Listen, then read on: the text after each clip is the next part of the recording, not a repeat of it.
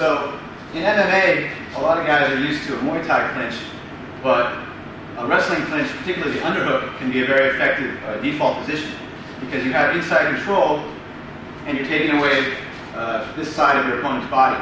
Now, the first thing for an underhook is that you have to own the underhook. It's not good enough for me to just stick my arm in here and have it extended. I have to get a deep underhook, and I have to have my shoulder pointed and my elbow pointed upwards.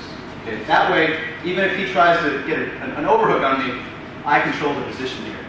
If I don't put my elbow up and he tries to take away this position from me, he owns the overhook, I don't own the underhook. So I have to own the underhook here.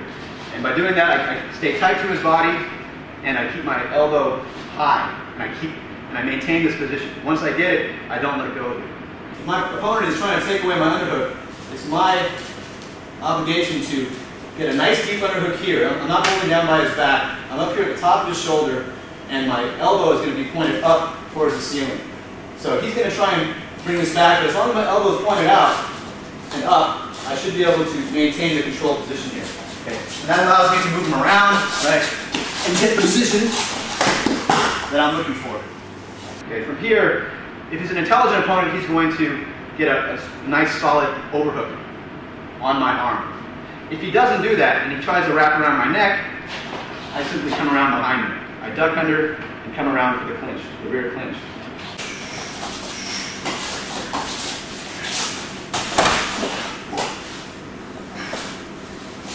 But we're going to assume that he knows what he's doing, and as soon as I get a deep underhook on him, he's going to get a nice solid overhook on me. Okay?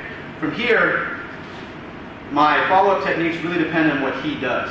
So for example, if I'm in here and I get hip to hip on him, and his leg is in front, the best option is often just to go down for a single leg takedown. So I'm going to lower my level, trap the back of his knee, drop my underhook hand, and drive in for the single leg takedown. So once again,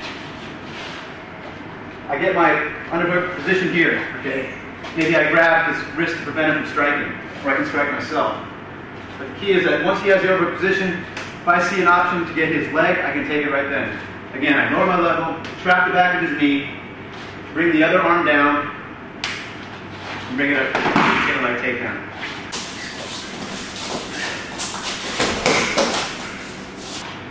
Now sometimes I get the underhook position and he doesn't want me to get that single leg, so he's going to actually bring that leg all the way back. So let's say I tap this and he sprawls it back a little bit. Okay, I no longer have a single leg option because he's back here. But what I do have is a high crotch option. So instead of going for a single leg, which is not there, I'm going to duck under with my underhook side and high crotch in. Now from here I can finish with a double leg, or if I'm in deep enough, I can finish with a lift. So again, he sprawls that leg back, I'm going to high crotch in, right to the lift. So my opponent sprawls his leg back. I no longer have a single leg option, so I'm going to use the space created by my deep underhook for a high crotch option. From here, I can either clasp and go for the lift,